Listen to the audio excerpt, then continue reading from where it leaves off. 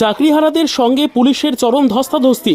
ধুন্ধুমার পরিস্থিতি মালদায়। DI office ঘেরাও করে বিক্ষোভ দেখাতে গিয়ে পুলিশের সাথে রীতিমতন ধস্তাধস্তির জেরে চরম উত্তেজনা তৈরি হলো চাকরিহারা শিক্ষক অশিক্ষক কর্মীদের সঙ্গে। আহত পুলিশ কর্মী।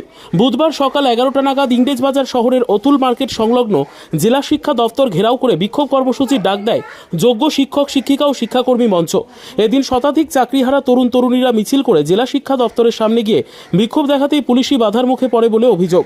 আর তারপরে শিক্ষা দপ্তরের ভেতরে ঢুকে বিক্ষোভ দেখাতে থাকেন চাকরি প্রার্থীরা।